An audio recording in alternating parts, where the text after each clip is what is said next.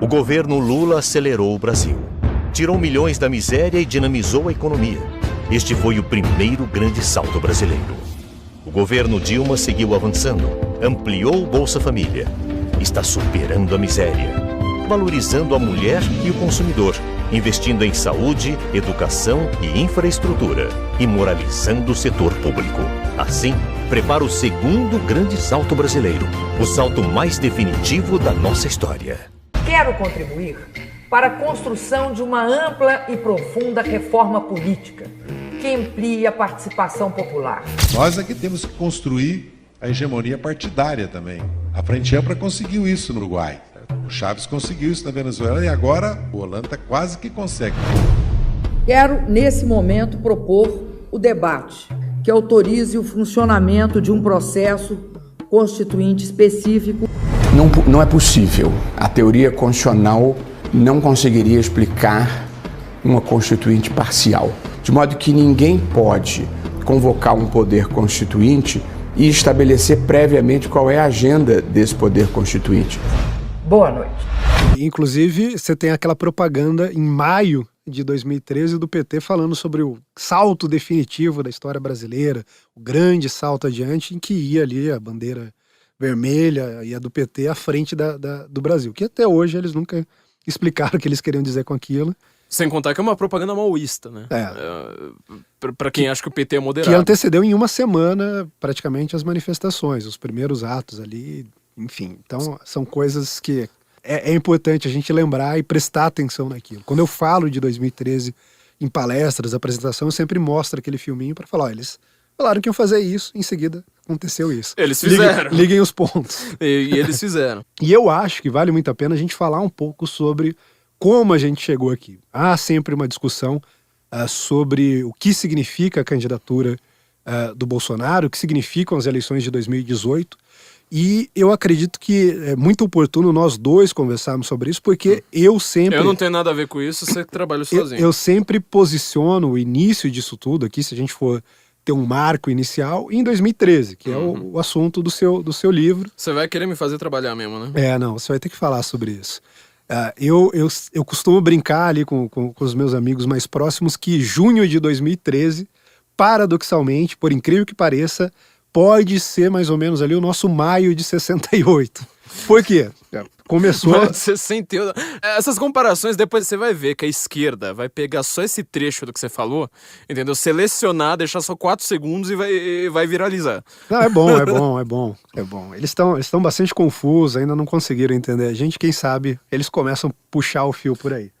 Mas maio de 68 foi o momento fundacional que colocou a atual geração no poder. Então a gente tem todas essas figuras aí, Zé Dirceu, Temer, Fernando Henrique Cardoso, José Serra, Luizio Nunes, todas essas figuras, de algum modo, chegaram ali à juventude na década de 60 e foram marcados de modo mais abrangente pelo maio de 68, na França, na Europa como um todo, e aqui no Brasil, por 68, no que teve de significado para a política nacional, com o estabelecimento do AI-5, aquela investidura de um combate glorioso contra a ditadura e tudo mais, que faz, de algum modo, até parte do mito fundacional da nova república, que agora está sendo colocado em xeque. Junho de 2013, para mim, é muito simbólico, por todos os motivos que você expõe no seu livro, ou seja, foi uma estratégia muito clara da esquerda de tentar precipitar uma revolução, e foi feito exatamente porque no Brasil havia uma noção de que a esquerda tinha um monopólio das manifestações, monopólio desses movimentos de rua e tudo mais, e naquele momento começa ali muito às tontas uma tomada de consciência por parte da população, uma tomada de consciência difusa e confusa também, a gente lembra muito bem o que eram as pessoas na rua, sem saber, sem pautas claras, sendo claramente instrumentalizadas e manipuladas, mas a partir do momento que começa a escorregar das mãos da esquerda, você tem a própria mídia criticando e rindo daquelas pessoas. Não, essas pessoas não sabem o que é uma PEC e estão lá na rua. A gente mesmo fazia isso. E houve uma confusão, uma irracionalidade muito grande, mas houve também ali, a partir daquele momento, uma tentativa de tentar entender o que estava se passando. Por uma dessas coisas providenciais que acontecem de vez em quando, nós tivemos, mais ou menos na mesma época, o lançamento do livro do professor Olavo de Carvalho, O Mínimo que Você Precisa Saber para Não Ser um Idiota. E foi um fenômeno editorial. O Andreasa, responsável tanto pelo seu livro quanto pelo livro do professor Olavo de Carvalho, sempre menciona isso. Um dos maiores fenômenos editoriais, se eu não me engano, já está chegando a casa de 500 mil livros vendidos num país em que 5 mil livros já chega ali nas listas de best-seller. Então, aquilo teve um impacto muito grande. Os trabalhos que eram feitos na internet tinham um trabalho muito grande, e depois a gente viu como isso se desdobrou. Então, passou 2013, a gente teve 2014 algumas agitações já em outro sentido, um pouco mais conscientes, aqueles movimentos que ocorreram, por exemplo, nas eleições de 2014, tentando já marcar uma presença muito clara contra o PT, quando começavam a aparecer as primeiras notícias sobre Petrolão e tudo mais. E você tinha alguns elementos que começavam a aparecer, mas que justamente foram segurados exatamente pelo impacto eleitoral que podia ter. Então você vê que houve um esforço nesse sentido, mas você sabe muito bem disso. Acho que, se não me engano, na semana seguinte ao final da eleição, nós já tínhamos movimentos de rua contestando a eleição, deixando muito claro que iriam fazer, não contestando a eleição no resultado em si, Sim. mas contestando aquilo que estava ocorrendo, que a Dilma prometia fazer e tudo mais, e prometendo uma oposição muito clara. Ao longo do tempo isso amadureceu, 2014, 2015, 2016, nós tivemos inclusive a culminação com o impeachment, né? E isso foi também, de algum modo, ligado àqueles movimentos. Alguns dos movimentos foram criados depois, outros foram de pessoas que começaram a tomar consciência sobre política em 2013, inclusive pessoas muito jovens, e agora, de algum modo, a gente vê, nesse final de semana, a gente teve nas ruas também algumas manifestações. De algum modo, a gente teve a canalização e a expressão desses movimentos todos, né, em uma candidatura. Evidentemente, muitas pessoas que participaram desses movimentos não estão exatamente apoiando essa candidatura, mas uma parcela significativa disso apoia essa candidatura. Então, a minha perspectiva é que esses atos estão todos, de algum modo, ligados, e eu tenho escrito sobre isso, tenho falado sobre isso, que me parece um processo contínuo de tomada de consciência da população brasileira, população que estava às margens da política, ou seja, não tinha uma representação clara, não se fazia ouvir no debate público, nos veículos de comunicação, não tinha as opiniões que eram escancaradas, eram escanteadas, melhor dizendo, consideradas extremistas, eram simplesmente colocadas de lado. Tipo nós. Tipo nós. Nós é tudo doido. Nas eleições, você tinha ali mesmo os religiosos todos beijando a mão do Lula, beijando a mão da Dilma. Muito recentemente a gente teve uma quebra disso, inclusive uma parte significativa da bancada evangélica acordou exatamente depois de 2013. Ali em 2014 já começou a se posicionar, mas agora se posiciona mais claramente. Então você não tinha uma representação no debate público, você não tinha uma representação na academia. Eu passei muito recentemente por universidades públicas, você ainda de algum modo convive com esse ambiente universitário. Com essa comunada. E a gente sabe que é muito estranho. Se você defende num debate universitário as posições majoritárias da população contra o aborto, contra ideologia de gênero, contra uma série de pautas, você é considerado uma pessoa extremamente maluca e radical, sendo que os radicais são todos os outros que estão ali que não conseguem sequer ouvir a opinião majoritária da população. Então você não tinha representação na academia, não tinha representação na mídia, não tinha representação na classe política. E isso começa a ser quebrado exatamente em 2013 para cá. Você tá falando da academia, eu acho curioso que assim, a eleição de DCE, que elas precisavam ser acompanhadas mais a sério pela população por fins humorísticos. Eu acho, assim, a gente deveria ter debate televisionado, assim, igual também para tudo quanto é DCE, assim, UNB, USP e tal. Geralmente não vou falar geralmente. Todos os DCEs, sem exceção, 102% dos DCEs e CAs do Brasil, tem uma disputa eleitoral entre PSTU e PSOL. E, às vezes, o PCO. E é curioso você notar o que estes partidos representam, porque eles estão discutindo qual que é a diferença entre PSTU e PCdoB e PCB, né? Óbvio. PCdoB, PCB, PSTU, PSOL. Eles estão com uma linha stalinista e uma linha trotskista. Trotskista é o PCO, apesar do PCO ser considerado mais radical, ele é trotskista, né? Ele não é stalinista. Inclusive, tem muitas críticas ao stalinismo. É o PCO, PSTU, E o PCdoB, PCB, aquela turma é stalinista. Você fala assim, mas peraí, isso aí não é uma discussão da Revolução Russa? Tipo, a gente tá em 2018, os caras estão discutindo como lidar com a Revolução Russa em 1917. Com a desvantagem de que eles não usam mais picaretas. Né? Eu não vou nem dizer que armas que eles usam, porque senão a gente vai ser processado. Mas então você vê que o debate acadêmico, de fato, o que está acontecendo dentro da academia, o que está acontecendo na sociedade, são duas coisas que não tem absolutamente nada a ver uma coisa com a outra. É aquela coisa lá do perfil antes e depois da federal, né? Você entra lá para você discutir coisas que não existem. Você vive no mundo de faz de conta. A partir de 2013, você falou assim, olha, as explicações que me foram dadas não são suficientes. Primeiro ponto. Eu acho que isso é ponto pacífico.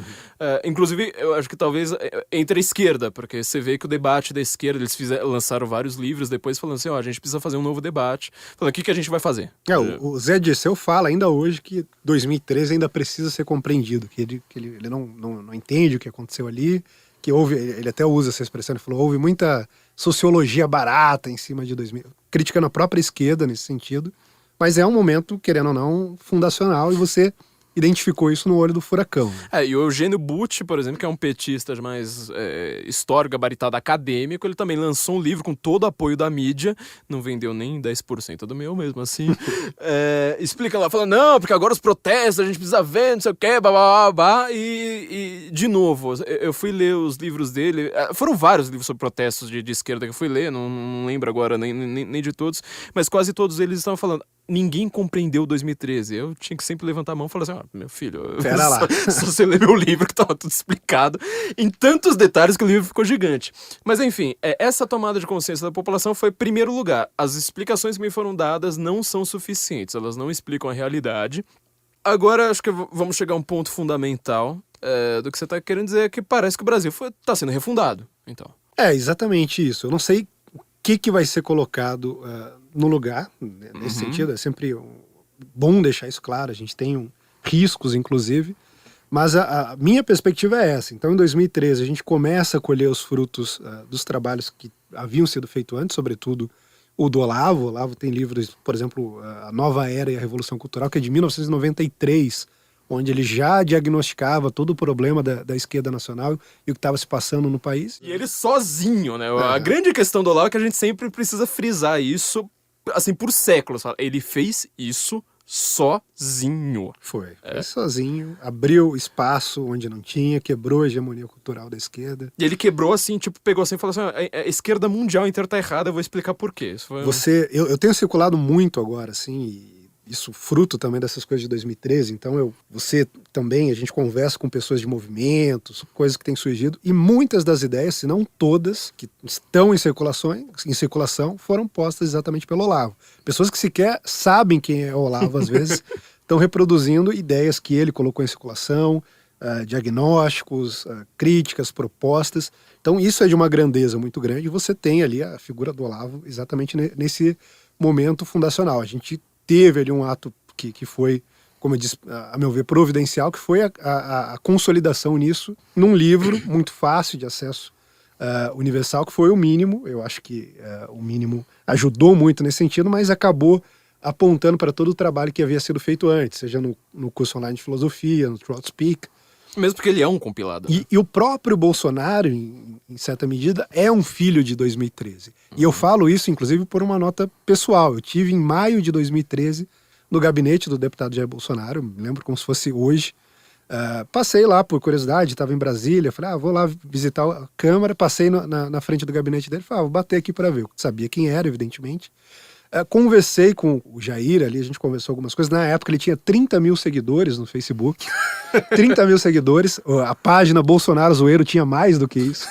E a gente conversou. A primeira pergunta que me fizeram quando eu bati na porta era se eu era familiar de militar, porque a época era exatamente o público que ele tinha. Ele já era um deputado muito popular, recebia cartas, ligações, mas principalmente desse público militar. A gente conversou, dentre outras coisas, sobre a possibilidade dele disputar algum dia a presidência. Ele falou, não, jamais. Imagina, isso não é pra mim. E tal. Uma coisa, é bom você frisar isso também, porque assim, ele declarou isso em público várias vezes, falando, não tem a menor capacidade disso. E as pessoas falando, não, vai, você vai. E ele enfatizou isso muito bem. Ele falou, não, meu perfil é pro legislativo, tal. Eu não teria força, inclusive, como candidato. E deixou isso muito claro. Entre outras coisas, ele falou que estava conhecendo melhor à época a obra do Olavo, que a obra do Olavo estava ajudando ele a entender a própria atuação dele dentro da Câmara. E você vê isso em muito sentido. Ele tinha ali aquela atuação instintiva contra a esquerda. Sempre foi uma pessoa que se posicionou muito claramente contra a esquerda e que fazia um mandato de representação, principalmente da base eleitoral dele, como deputado é exatamente esse o dever que ele tinha, mas que não tinha, digamos assim, essa coisa mais coesa de uma perspectiva e uma leitura do que estava se passando no Brasil que ele veio adquirir posteriormente. Quer dizer, a coerência a gente conseguiu ter com o Olavo quando o Olavo começou a ser bem lido, mais ou menos a partir de 2010. Já tinha sei lá, mais ou menos ali a partir de 2010, né? Tô chutando um número, que muita gente já estava lendo, e eu vi que todo mundo que estava lendo Olavo naquela época viraram os grandes nomes disso que a gente chama de direita hoje. Uhum. E antes de 2010, até nós éramos Tem até todos... alguns filhos renegados. Filhos renegados. Mas são filhos do Olavo. Mas são filhos do Olavo, aliás, às vezes até mais, porque eles são obsessivos. Né? O dia inteiro, ai meu Deus do céu, vou falar mal do Olavo. Mas essa coerência, ninguém antes de 2010 tinha quase. Não tinha. Você não tinha a direita brasileira é isso, ou é essa leitura que se faz do país. Ou entender o que é globalismo, o que são esquemas internacionais e o curioso é que esse é um erro que se fazia, inclusive, sobre o Trump. Tentavam analisar ele como um intelectual que ele nunca foi. Então, não, o Trump vai defender o aborto, ele era contra as armas. Só que eram questões sobre as quais ele nunca teve que parar para pensar, porque ele estava atuando num outro sentido, numa outra direção, assim como o Bolsonaro. Não estava à frente do executivo, eram posicionamentos levando em consideração qual é a minha base eleitoral, quais são os meus compromissos, quais são as minhas conexões, e ele votava sempre em coerência com isso, e não com uma visão de mundo abrangente sobre como conduzir a nação ou qualquer coisa desse tipo. Isso foi mudando a partir de 2013, e é interessante lembrar, não sei se você chegou a falar disso no seu livro, não me recordo agora, mas uma das muitas pautas difusas que tinham nas manifestações de junho de 2013 era contra a atuação do Marco Feliciano. Claro, tem um capítulo sobre ele. Na Comissão de Direitos Humanos, que foi exatamente naquela época. Então, naquela conversa que eu tive com o Bolsonaro, entre outras coisas, a gente falou sobre isso. O Feliciano estava começando a chamar atenção negativamente e o Bolsonaro assumiu um papel que era: eu não sou presidente da comissão, eu já estou calejado, eu vou pro fogo. Então eu vou me expor enquanto o Feliciano tenta se resguardar um pouco mais e se proteger. E foi exatamente essa exposição do que para alguns poderia ser visto, inclusive, como suicida. Uma coisa suicida, que ele foi lá adotar as posições mais polêmicas, foi defender os pontos mais complicados, e ele gerou essa exposição muito grande que trouxe para ele o apoio da população. Começou ali, uma das entrevistas, a primeira entrevista, inclusive, dele, que teve mais de 1 milhão de visualizações, foi a entrevista que ele deu, uma coletiva de imprensa, quando ele se candidatou para a presidência da Comissão de Direitos Humanos para suceder o Marco Feliciano. E que ele fez, assim, na maior zoeira. Sim.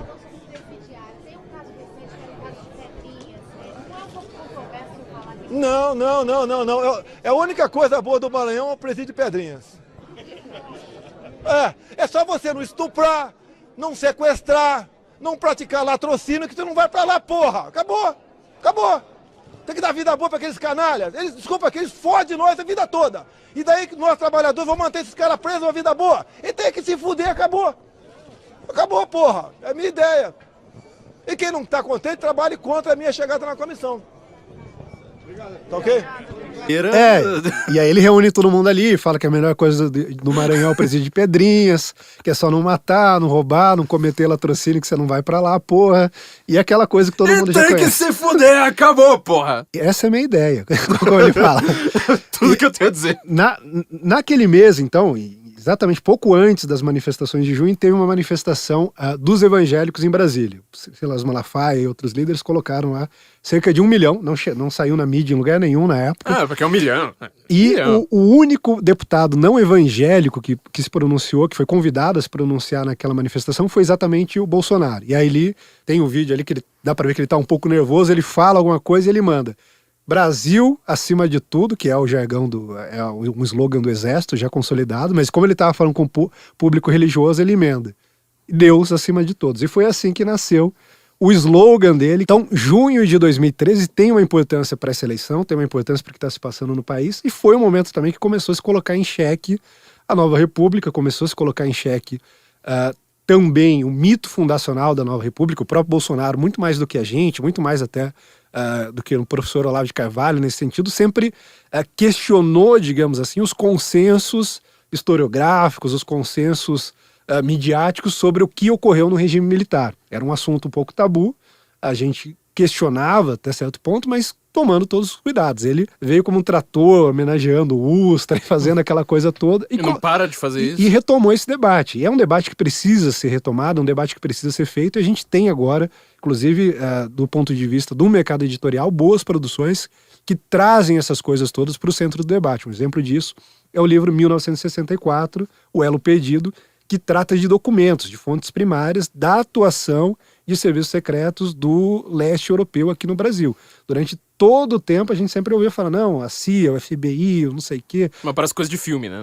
Não parece como uma coisa real. Sim, e nunca se falava sobre o outro lado, e nem tampouco apresentavam documentos. Agora a gente tem documentos, a gente pode fazer uma nova leitura desse momento, que não significa, é claro, louvar o regime militar. Eu mesmo, como você sabe, tenho críticas enormes, assim como você também tem, a política econômica, a política externa, até mesmo a política de combate à esquerda adotada pelo regime militar, mas a gente precisa... Que não deu certo, tanto que a esquerda tá aí.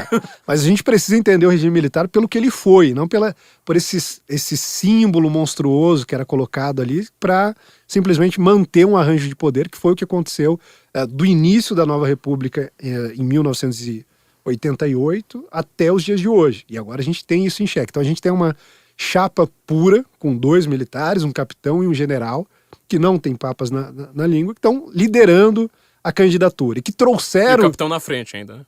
E que trouxeram para o centro do debate exatamente essa discussão. É uma das discussões que estão acontecendo. Outra discussão são todas aquelas que não tinham uma manifestação, não tinham uma representação no debate público. Então as questões de segurança, o que o brasileiro médio pensa a respeito da criminalidade. Aqui, criminalidade vai desde o furto, do cara que rouba seu celular quando você está distraído, assalto, latrocínio, passando pelo crime organizado até chegar nesses grandes esquemas de corrupção. Então, quando o Bolsonaro fala contra o crime, ele está falando contra uma série de práticas que seguem uma mesma lógica. Se a gente pensa lá na teoria da janela quebrada, você quebrar uma janela, você pichar um muro, você fazer um pequeno ato de vandalismo, até o ato de... não no sentido do carnal, né? De que você tem a mesma... Você tem, claro, aí uma diferença de... Você não pode grudar um chiclete embaixo da cadeira. Se você fez isso, você não pode falar do PT, não, né? Você tem uma diferença aí, você tem uma proporcionalidade, você tem uma diferença na culpa e na responsabilidade, mas um ambiente de desordem é propício a mais desordem. Um ambiente de desordem é propício ao crime, é propício ao banditismo, e é exatamente o que a gente tem no Brasil, e é uma das bandeiras que ele tem trazido e combatido, que é exatamente combate restrito da criminalidade em todas as suas esferas. Agora eu vou te fazer a pergunta. Então quer dizer que quem não entende 2013, quem não entende junho de 2013, não tá entendendo o momento hoje? Eu acredito que não. Bom, então todo mundo vai comprar meu livro agora. Então assim, são 2 mitos fundadores. Que, em primeiro lugar, o que foi o regime militar? Sim. É a primeira coisa que a gente tá questionando. Eu até fiz uma gravação recente pro Brasil Paralelo, explicando a história brasileira até o regime militar. E eu começo falando justamente isso. O Brasil tem um mito fundador, que é a ideia de que, assim, o esquerdista, que era jovem, e jovem só faz bobagem, o esquerdista que era jovem, ele estava lá democrático, ele estava lá bem democraticamente, ele estava respirando democracia, adorando a democracia, falando, eu dou a vida pela democracia, e aí de repente os generais estavam lá malhando no exército e tal, lá no quartel, falaram assim, quer saber, vamos tomar o poder, vamos tomar o poder. Aí o jovem que estava democraticamente de esquerda, lá esquerdando democraticamente lá no DCE, ele falou, caramba, eu não queria fazer isso, eu não queria assaltar banco, eu não queria explodir bomba em quartel, eu não queria matar gente em aeroporto, sequestrar embaixadores. Não queria fazer nada disso. Eu sou uma pessoa da paz e democrática. Eu sou quase a Marina Silva de tão democrático que eu sou.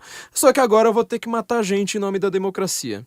E aí ele foi lá lutar contra a ditadura em nome da democracia. Aí você fala assim, tá, mas peraí, por que os generais tomaram poder beforehand, entendeu? In first place. Por quê? Aí quando você vai ver assim, na verdade é que tava rolando uma luta armada de esquerda, que já tava matando gente, já tinha matado gente, fazendo atentados terroristas. Você tinha a Operação Latino-Americana de Solidariedade, comandada por Cuba, que já vinha desde 61. Desde 61 e assim, com atos já de violência, não era? Sim. Era atos com morte, entendeu? Eu falei assim, bom, então, os caras estavam vendo que estava lá tendo vendo uma movimentação com o Leonel Brizola, sobretudo na época, que eles vão criar um grande movimento, os generais criaram aquele regime, que eu acho que foi um erro, né? Óbvio, tem muito erro. Para começar, não ter eleições e sobretudo ser positivista, que para mim é um grande erro. Mas assim, você fala assim, tá, mas essa não foi a visão que eu aprendi na escola. Visão que eu aprendi na escola é que o jovem estava lá democraticamente democratizando, e aí teve que lutar, pegar em armas e matar gente inocente na rua, deixar gente tetraplégica e tal, com perna, arrancar a perna dos outros. Ir para Araguaia, montar guerrilha. Por causa disso. Então, quer dizer, a gente tá refundando o país. Sim, sem dúvida. O que está acontecendo agora nessa semana é que vai ter uma refundação do país? Sem dúvida é isso. Você tinha um mito fundador que segurava a estrutura do país, que funcionava apenas com as elites. Como você tinha apenas uma elite participando da política, isso era tranquilo, isso funcionava quando você precisava num momento de coesão. Fala, não, lembrem-se da Diretas Já, lembrem-se da nossa luta contra a ditadura, lembrem-se disso, lembrem-se daquilo. Funcionava, todos eles tinham as mesmas referências. E você precisa ter as mesmas referências para ter um mito fundador funcional, que sustente uma ordem. Então aquilo ali funcionava. A partir do momento que a população começa a ser trazida para dentro da discussão política, ela começa a ter a participação por meio, por exemplo, da internet, não precisa mais daqueles filtros do Arnaldo Jabor, dos intérpretes da grande mídia. Então ela começa a falar o que ela de fato pensa. Ela começa a poder dizer o que ela pensa sobre os militares e também o que ela pensa sobre as pessoas que os militares combatiam. E aí você começa a ter, então, uma contestação. Evidentemente, você, naquele famoso efeito mola, né, quando você prende uma coisa há muito tempo, ela tende a se expandir demais, você tem alguns excessos, como, por exemplo, os movimentos intervencionistas, que vêm aí numa nova intervenção, a solução de todos os problemas, coisas que a gente sempre rechaçou, mas você tem uma nova discussão disso, você tem intervencionistas, você tem pessoas questionando, você tem pessoas produzindo estudos e novas leituras sobre o que foi feito lá, e você vê que realmente o que foi ensinado pra gente nas escolas, nas universidades, os grandes livros que se consagraram aí como intérpretes do regime militar, simplesmente não funcionam mais. Então essa é uma discussão que vai ter que ocorrer, a gente vai precisar buscar um novo elemento de ordem, a gente está num momento de desordem muito claro, e aí começam a aparecer alguns símbolos de ordem, e símbolos de ordem sempre aparecem no primeiro momento em pessoas muito mais do que em coisas. Então você tem, por exemplo, o Olavo como um símbolo de ordem em relação a toda desordem acadêmica, toda desordem intelectual. E, de fato, você vê toda uma geração que não apenas toma o Olavo ali como um professor, mas como um símbolo, um exemplo a ser seguido. O Moro, de alguma forma, funciona como um símbolo de ordem do judiciário, que é uma outra área em que o país está passando por uma crise muito grande. Então ele, por mais que não seja exatamente aquilo, mas ele simboliza de algum modo a lei e a ordem naquele âmbito, tentando fazer de algum modo com que as leis funcionem de fato, ainda que a gente não tenha as melhores leis, mas que as que a gente tenha funciona e puna as pessoas. O que eu acho, na verdade, mais importante a ser dito do Moro é não só isso que você está falando, mas é que ele sabe que a lei tem um objetivo. Exatamente. Que é você falar assim, ó, tem que punir o bandido. Eu vou conseguir, com essas leis horrorosas e ridículas que a gente tem, cumprir esse objetivo. Exatamente. Né? E ele funciona como um símbolo de ordem. Por quê? Muita gente não entende as decisões do Moro, não entende o que ele está fazendo, mas entende o símbolo que ele representa. Ou seja, esse sujeito chegou, nós tínhamos uma situação calamitosa de corrupção e ele está ajudando a colocar ordem nisso. Tanto que ele, muito mais do que toda a Operação Lava Jato, acabou personificando isso. Você pode ver que se todos os membros da operação, delegados, procuradores, deram uma declaração e o Moro sozinho der outra, a do Moro tem muito mais peso do que a de todas as pessoas, porque ele é de fato um símbolo. Com essas figuras, então, você tem o Olavo no âmbito intelectual, o Moro no âmbito da justiça, e o Jair, de algum modo, canalizou isso tudo na política. Então, você tem um apelido que eu próprio nunca usei, que é mito, mas que simboliza isso de modo muito claro também. Então, o mito é um símbolo que está além da própria pessoa. E quando você pega lá atrás, 2013, ele sequer pensava em ser candidato, depois teve toda aquela exposição negativa e ele foi crescendo, caindo no gosto popular e acabou assumindo essa dimensão, você vê que de fato ele assumiu uma dimensão simbólica. E, como o Olavo mesmo ensina, você tem ali, então, um símbolo aglutinador, alguém que atrai as massas, não tem necessariamente ideias prontas, acabadas, ele é o primeiro a dizer isso, não entendo de economia, não entendo disso, mas, como eu sou um símbolo aglutinador, como eu sou uma pessoa que tem a capacidade de atrair as pessoas que veem em mim um símbolo da ordem, eu vou direcionar essas pessoas para as melhores ideias possíveis. Então ele pega no âmbito da economia e fala, olha, vocês vieram até mim, agora escutem o Paulo Guedes, que é o cara que entende da economia. Vocês vieram até mim, agora escutem o Olavo falando sobre cultura, sobre educação. Vocês vieram até mim, escutem o fulano de tal nessa área. Escutem o general Heleno na área da defesa. Então, pode escutar a gente também, viu? Escutem o senso em comum e não discordem. Tem órgão e não discordem, exatamente. Eu acredito que a gente está num momento de transição, é um momento que a gente está questionando ali essa ordem anterior, que havia sido estabelecida por um arranjo muito frágil, que durava ali uma geração ou duas, exatamente porque eram as pessoas que estavam ainda com aquela coisa, ditadura, meu Deus, o temor que a gente tem disso voltar. E hoje em dia você fala isso para um moleque, ele dane-se. Aqui do lado tem a Venezuela, que em um ano matou muito mais do que o regime militar matou em 21.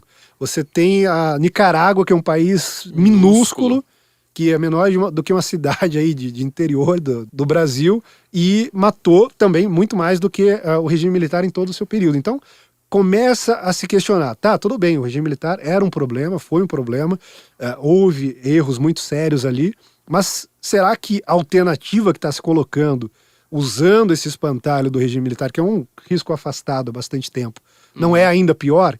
E me parece que a população se deu conta disso. Então você vê que a natureza que a eleição acabou tomando é justamente essa. Então se a gente quer, por um lado, a volta desse tipo de regime e a volta desse tipo de ameaça, ou se a gente busca num símbolo de ordem que, por mais difusa que seja a promessa, pelo menos dá indícios de que pode aplacar essa situação e colocar ali algo que de fato represente e dê voz a essa população que, como eu disse, não tinha voz no debate público, não tinha voz na academia, não tinha voz na classe política, e agora começa a ter de forma mais coerente, mais coesa.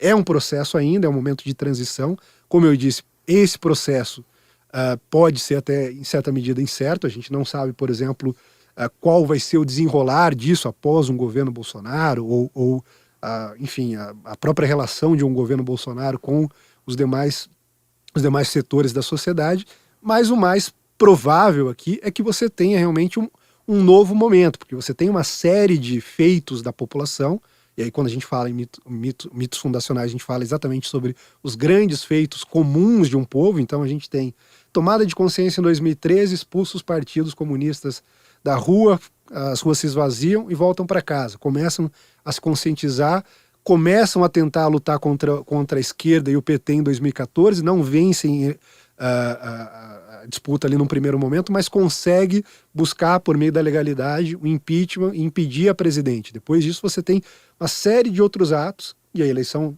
na minha leitura particular, é apenas um episódio disso. A gente vai ter outros atos que devem levar a população a tomar o seu destino nas suas mãos de algum modo e ter uma participação mais ativa, furando aí esses intermediadores tradicionais do poder, as pessoas que dizem para a população o que pensar e o que não pensar. E a gente tem visto, por exemplo, o ocaso aí da força da televisão. O Geraldo Alckmin, como você falou no início, ele tem um feudo todo ali de tempo de televisão, de palanque político. Isso não traduziu em nada para ele, enquanto que o Bolsonaro, com você, comigo, com o Nando Moura, com o Alan dos Santos... Os caras que a gente sai na rua e ninguém sabe quem é a gente. Gritando na internet, a gente tá mais forte do que os caras na televisão. Vamos entrar no segundo segmento, então.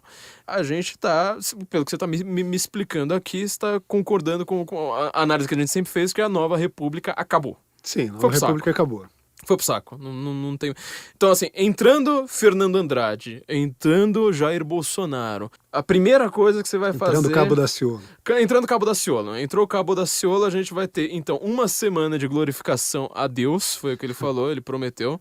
Entrando Cabo Daciolo lá, a gente jejua e glorifica a Deus por uma semana e adeus CF88. Olha, eu não diria que de imediato vai ser adeus à Constituição, mas de algum modo a gente já está se despedindo dela. Você vê ministros do Supremo dando opinião sobre uma nova Constituinte, você vê candidatos falando sobre isso, inclusive algumas declarações que geram alguma polêmica, mas se posicionam sobre isso. Você vê membros da família real como é o caso do Luiz Felipe de Orleans e Bragança. Luiz Felipe, logo você estará aqui, viu? Também candidato, mas mesmo os tios dele, mais ligados ali diretamente à causa imperial e à casa imperial, por estarem na linha sucessória, todos eles falando sobre isso. Você vê o Fernando Henrique Cardoso falando sobre isso, você vê o Sarney falando sobre isso. Então, das velhas... Demetrio Magnoli falando sobre isso. Das velhas raposas da política, como o Sarney e o Fernando Henrique Cardoso, passando por intelectuais orgânicos do PSDB e do PT, o PT inclusive colocou isso no próprio programa de governo, passando por outros candidatos, todos estão falando sobre isso, grandes juristas estão falando sobre isso. Há de fato uma noção, e normalmente chega nesses intelectuais antes, uma noção de que o modelo da Constituição de 88, a Constituição Cidadã, tão celebrada aí no passado e por alguns ainda hoje, e da Nova República se esgotou. Mas o próprio Alckmin, que é aquele cara mais insosso que quer posar de moderado, ele está falando em mudanças estruturais no regime político do Brasil, ou seja, mudanças também na Constituição, por mais que sejam por meio de emendas e não de uma nova Constituinte, seria uma mudança e tanto. Você está mudando o modo de organização política, o modo de escolha dos candidatos que vão representar. Então, em todos os principais candidatos, todos os grandes nomes da política, parecem ter se dado conta disso. Daqui adiante, então, a grande discussão vai ser essa. Algumas pessoas, e aí eu acho que equivocadamente acham que a gente tem que ter um temor congelante, simplesmente não falar sobre isso, não, vamos ficar com a Constituição de 88 aí mesmo falando sobre a função social da propriedade privada e coisas assim, e outras entendem que a gente precisa discutir, inclusive se posicionam nesse sentido. Citei alguns casos aqui, o próprio Luiz Felipe, eu sei de juristas que têm feito estudos nesse sentido, o Mourão deu uma declaração assim, muito mais por influência do Luiz Felipe, inclusive, do que por ter uma ideia própria de como essa Constituição deve funcionar. E essa vai ser a grande discussão. E vai ser uma discussão que vai se dar, seja lá qual for o governo, sendo o Daciolo, sendo o Boulos, sendo quem quer que chegue ao poder, nós teremos essa discussão. Nós teremos uma discussão do modelo de governo, das mudanças que precisam ser feitas, mas eu não acredito que ela vai ser concluída ainda nesse próximo mandato. Eu acho que isso vai começar de modo muito claro nesse próximo mandato, com o próximo presidente. A gente vai ter discussões cada vez mais abertas sobre isso, mas ela vai levar um tempo maior para se consolidar. Mas o debate vai começar agora nesse mandato. Vai ser um debate central nesse mandato, inclusive dependendo de como esse mandato se concluir, pode ser que a gente tenha rumos diferentes. Eu vejo, pessoalmente, no Bolsonaro uma forma de transição suave, sem grandes solavancos, sem grandes traumas, sem grandes rupturas, porque ele traz à população, uma parte significativa da população que não se sente representada e que olhava de algum modo para outras formas de soluções mais próximas de uma ruptura, traz essa população para dentro do debate, ela se sente representada e pode ter uma certa continuidade. Então pode ser feito um arranjo sutil, um arranjo suave junto com ele e, a partir disso, simplesmente transitar para um novo modelo. Se o que pode acontecer tiver um choque muito grande, um embate muito grande, por exemplo, com o PT na oposição, fazendo aquela oposição petista, ou com a velha ordem que de algum modo está se sentindo desafiada, tentando derrubar o presidente, pode ser que a gente precipite uma outra coisa. Eu tô tentando procurar aqui, eu não tô achando, mas teve alguma jornalista que até quando o Mourão fez aquela declaração, falou assim, mas peraí, essa proposta é inconstitucional. Porque pra você mudar a Constituição, você precisa, as cláusulas lá, você precisa de 3/5.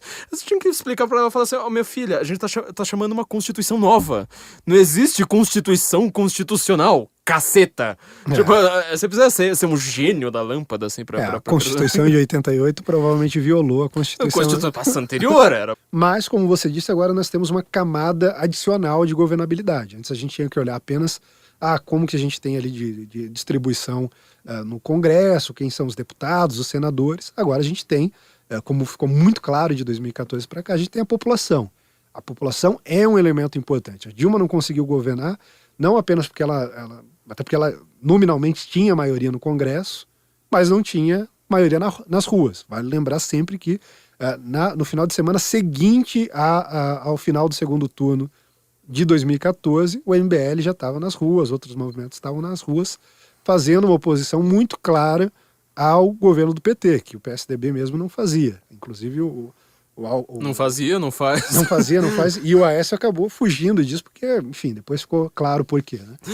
Mas não conseguiu governar. O Temer, em larga medida, não conseguiu passar boa parte das medidas que ele tentou passar, porque não tinha o apoio nas ruas também. Ele é o senhor governabilidade. Ele tinha o PSDB, tinha o Democratas, tinha o PP, PR, PRB, enfim, tinha e o próprio PMDB, a ideia, qual que é a ideologia do PMDB se não segurar no saco de quem está no poder, né? Sim. Então, essas pessoas tinham a maioria no Congresso, mas não tinham a maioria nas ruas. E sem o apoio popular, o que a gente viu de um tempo para cá, ficou muito difícil de governar. Eu coloquei um vídeo na sala de aula, que era um vídeo do Bolsonaro, que ele tinha uma linguagem extremamente racista. Aquelas falas dele que são brutais, né? Homofóbica, racista, misógina, muito duras, né?